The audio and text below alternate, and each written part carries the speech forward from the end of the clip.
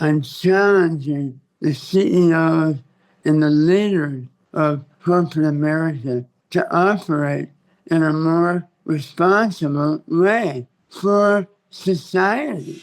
Hello, this is Raymond, New York Times top 10 bestselling author, bringing you Respark Your Life podcast, the world's premier podcast to ignite the fire to allow you to live life on your own terms. Every single Thursday, I bring you a multi-millionaire, world-famous celebrity to teach you about the most fascinating ways in order to live a far better life. Every single Thursday, you just need to subscribe by hitting the subscribe button. I'll see you every Thursday to Respark Your Life. This is Raymond Aaron, New York Times top 10 bestselling author. But today I have something very profound for you. Really, really interesting. You're going to learn an enormous amount and in a very unusual and strange way. From who? From Tom Gegax, Gegax. He's the chairman of the Gramercy Fund, a venture capital fund for socially responsible investing, and co-writer, director, and subject of the new documentary, Confessions of a CEO, subtitled My Life in an Out of Balance World. Wow. The film is a crackling critique of corporate America, told through the true story of a toxic CEO transformed from a profits over people, philandering executive to an unorthodox leader, populist messenger, and mentor to American influencers, featuring notable figures like Deepak Chopra, the controversial Robert F. Kennedy Jr., and Blue Zone's founder, Dan Buettner. It's a story of growth, redemption, and the impact of self-awareness on leadership and life. The film includes Tom mentoring former Vice President Al Gore on his decision whether or not to seek a rematch with George W. Bush. And in the film is Deepak Chopra on how to stabilize and expand his fledgling organization. As a best-selling author of books including The Big Book of Small Business, he is committed to inspiring positive change in corporate America and in you.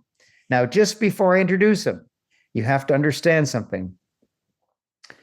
He had an issue in his body, which he will tell you about, which left his vocal cords quite damaged.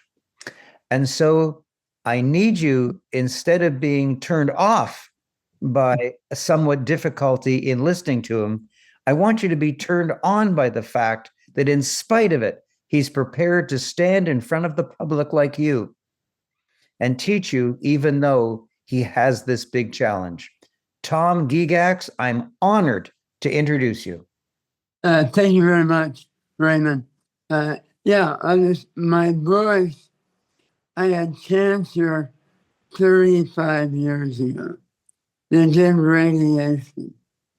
And there was no effect from that for about 25 years. And I was an international speaker, etc. At the last 10 years, that radiation kept on working and it affected my voice. So kudos to you for having someone with a voice disability on your show. Because my mind was not affected, but my voice was.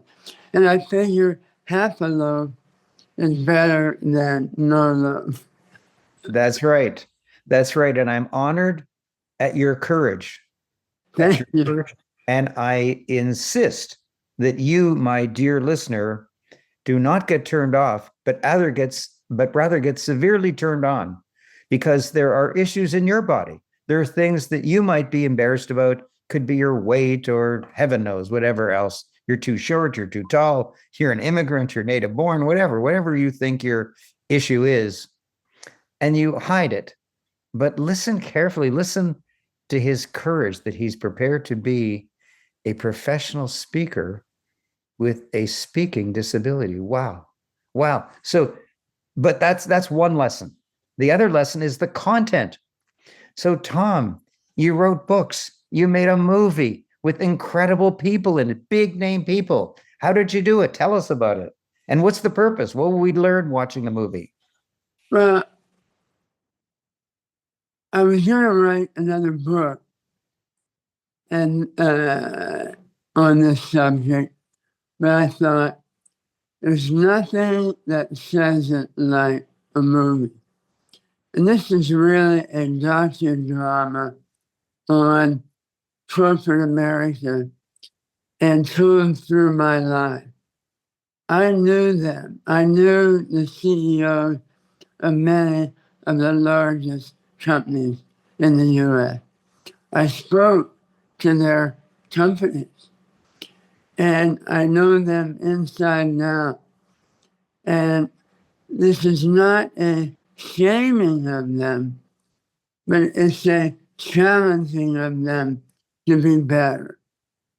What we have, corporate America used to have many different stakeholders, people that they serve. They serve the community, their customers, their employees, their vendors, and their shareholders. But what's happened today, almost everything is about the shareholder. The customer service index has gone down. The employee happiness index has gone down.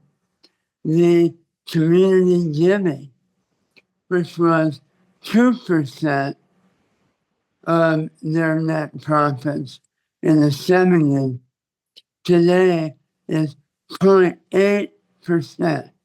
They're giving less than 1% of their profit to charity and community, down 130%. And the salary, the compensation differential from the CEO to the average worker in the 70s was 20 to 1. The CEO was making 20 times more than the average worker. Mine was 10 to 1. And that's great. CEOs should make a lot more. But today, it has ballooned to 350 to 1. The average CEO is making 350 times more than the average worker. Yet they skimp on the salaries of the workers or lay people off. So they're not operating really in a socially responsible way. And I am saying what they're doing well, but I'm challenging them on the stuff that they're doing, where they're hiding ingredients in their product, where they're lowering the size, reducing the size of the product, very small, but yet keeping the price the same so that people don't think the price is going up. Many different things, hidden fees. So that's why I made it. I think I'm challenging the CEOs and the leaders of corporate America to operate in a more responsible way for society. And I'm challenging their employees to be better versions of themselves so that they can challenge in a gentle way the leaders of their company to be better. And if they won't be, rather than demean themselves in an environment like that to either find another company operating better or to start their own business.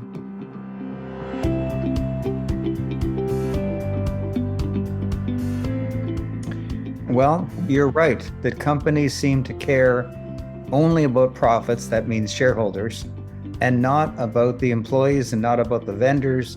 They switch vendors for a penny discount here or there. And also, you didn't mention it, they also don't seem to care about the environment.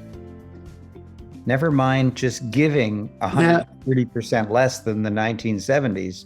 Yeah. So there is a crippling, like a spiritual crippling that's been going on for the last 50 years. There is a heartlessness, like they seem to be delivering their services without heart, without consideration, without looking around and deciding what's best for the planet and for the world and for everyone. That is beautifully put. I commend you on that. Thank you. What, maybe you don't care about this, but what caused it? What happened? Like, why are we doing so much badly? Or maybe 1970s was a gigantic, wonderful shining point, and now we've come back to normal. Or was the 70s normal and we're back down in the toilet? Well, what caused it is certain CEOs like RYL of General Electric and others, they really started promoting their shareholder return. And that is what it's all about. And we're going to deliver that. So invest in us, buy our stock. We will make you a lot of money. And as that focus really began on that, at the expense of other things, then it naturally, part of their leadership, well, in order to make more money for our shareholders, let's not give increases the way we gave them. Let's stop profit sharing plan for our employees. And let's give less to the community. Let's not care about the fact that we're polluting the environment to manufacture our product, and on and on and on. Got it. So give me a report card on probably two most famous CEOs. If you ask the average guy in the street to name a CEO, a previous or current, of a major American corporation, they would probably say Elon Musk or Steve Jobs, or maybe Henry Ford. That's probably all they know. So give me a report card. Give me a report card on those three. Steve Jobs, I would give a D-. Ooh. Yeah. I would give him an A+ on his product development, creativity. It was amazing. But his treatment of employees was shameful. I mean, absolutely shameful. I've heard that, yes. He would yell at people, fire them on the spot. Right. And that's just not okay. These are human beings. CEOs need to understand, in my company, in our organization chart, the customer, or guest, as we call them, was at the top. I was at the bottom. We are human beings that are serving, rather than on a pedestal above everybody else and better than everyone else. Mm-hmm. Now, report card on Elon Musk. Elon Musk and A plus for creativity, ingenuity, and delivering for shareholders. But again, treatment of employees was down there. So he would be maybe a C. A C. But Okay. I'm not gonna. I'm resisting rating everyone and saying in the film, the leaders that you are working with, are they exemplifying what we're talking about in the film? By the way, our film is a docudrama. It's not a vanilla documentary. The producer of The Bachelor said it plays like a thriller. The screenplay writer of Batman Returns said, I'm still feeling the buzz, B-U-Z-Z, months after. This is not your average. And people will find in there things that they either say, hey, my company meets the criteria and I will continue with them, or I will help make them better. Wow. Wow. Tom, how do we get out of the slump? How we get out of the slump is to be transparent and challenge all CEOs and all boards of directors to list, publish 4 things for everyone to see and how they operate. Yeah, their financial numbers, but also the percent they're giving to community, to their customer service index, to their employee happiness index, and to their CEO to average worker pay ratio. Those things need to be public, and we need to see how they are performing for society. Wow. Tom, I'm going to repeat those. Number 1, financials, which every public company has to do anyways. Yep. Number 2, percent of giving. Number 3, employee happiness. And number 4, the ratio of CEO salary to the average employee. Yeah. And number 5, customer service index. There are five things. Customer service. Okay. Wow. That brings us to a perfect ending. Now, I would love to see, besides the financials, I would love to see as a requirement highlighted percent giving, employee happiness, CEO to employee salary ratio, and customer service data. That would be wonderful. Every public company on NASDAQ and New York Stock Exchange and the Toronto Stock Exchange and everywhere in the world, not just in America, Right. required to do that, the world would be a better place. Yeah. Be a better place. And you and I would dance in the streets. Amen.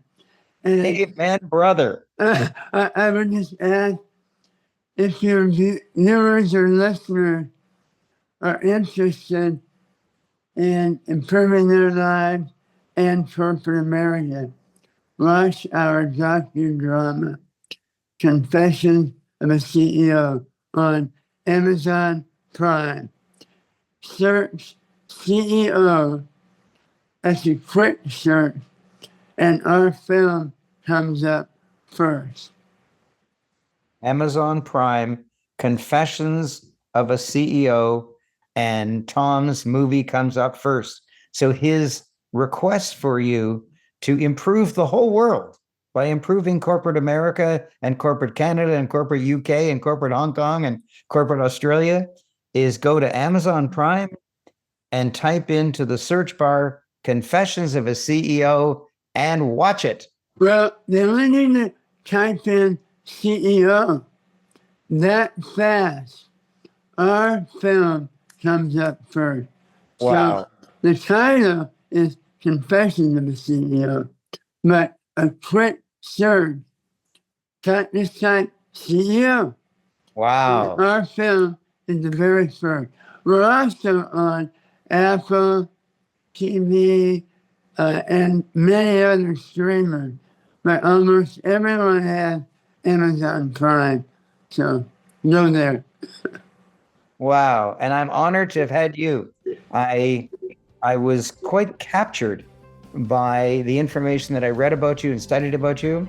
And I said, I want this guy, speaking disability or not, my darn subscribers are going to put out the extra effort. For gosh sakes, it's a small, tiny extra effort to make sure you understand someone of Tom's genius and vision. Thank you very much, Raymond. I'm honored to have had you on my show. I'm honored. Take care, my friend. Wow, I sure hope you enjoyed that fascinating episode.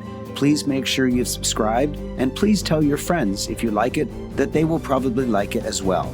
For your information, this experience, this service, this podcast has been sponsored by the Orbit Coaching Program. All of my friends, all my world-famous speaker friends, all have coaching programs. Mine has been independently rated as the #1 high-level coaching program. You cannot purchase it. You have to audition for it by me personally. If you're interested, please email me at respark@aaron.com. Respark@AARON. Say that you're interested in being considered for the Orbit Coaching Program and include your cell phone number so that I personally will call you back.